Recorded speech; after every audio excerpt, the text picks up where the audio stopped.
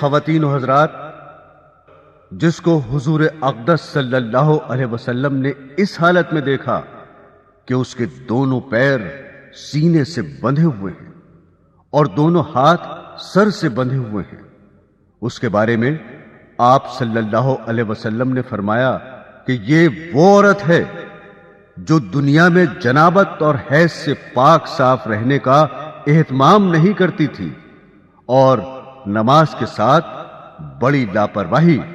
بلکہ استہزاء کا معاملہ کرتی تھی۔ سامعین، مسئلہ یہ ہے کہ جب مرد اور عورت پر غسل فرض ہو جائے تو افضل یہ ہے کہ اسی وقت غسل کر لیں،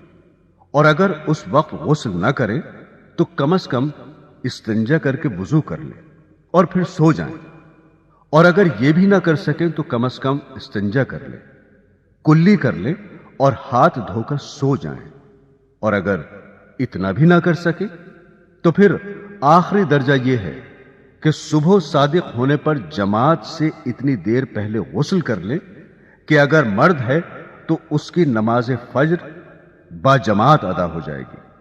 اگر عورت ہے تو غسل سے فراغت کے بعد طلوع آفتاب سے پہلے نماز فجر ادا کر لیں۔ یہ آخری درجہ ہے،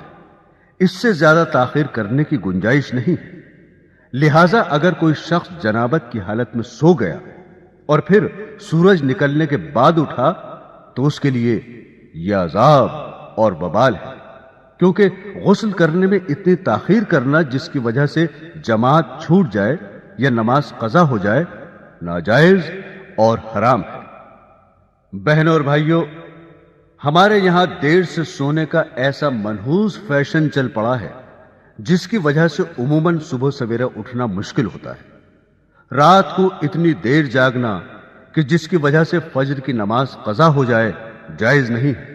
پھر اگر جنابت کی حالت ہو تو فجر کی نماز کا قضا ہونا اور یقینی ہو جاتا ہے، چاہے وہ مرد ہو یا عورت،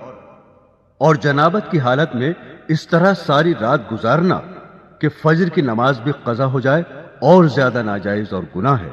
اور باعث عذاب ہے۔ لہذا گناہ سے بچنے کی فکر کرنی چاہیے۔ اسی طرح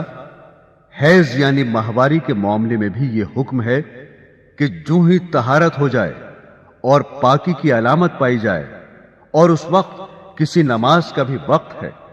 اور امکان یہ ہے کہ اگر جلدی سے غسل کر لیا جائے تو وقت نکلنے سے پہلے کم از کم اللہ اکبر کہنے کا وقت مل جائے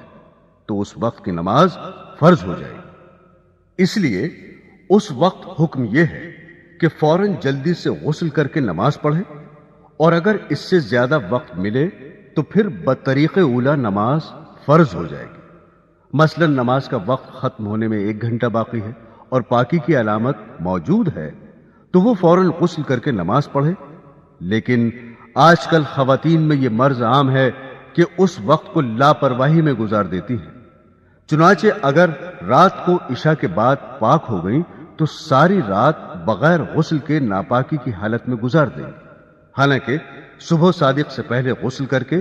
عشاء کی نماز پڑھنا ان پر فرض ہو چکا ہے۔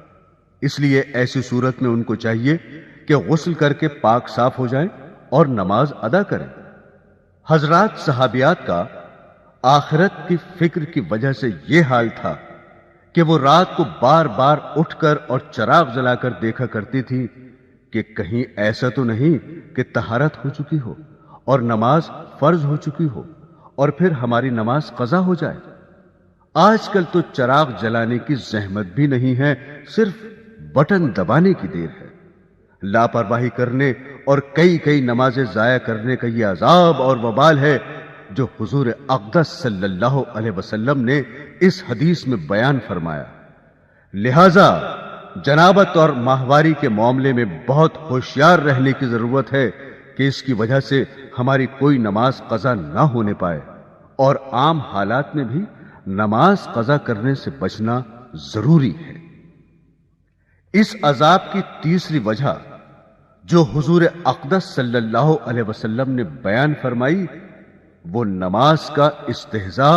اور مذاق اڑانا ہے، اور نماز کو معمولی سمجھ کر اس کی طرف سے لاپرواہی کرنا ہے۔ اس معاملے میں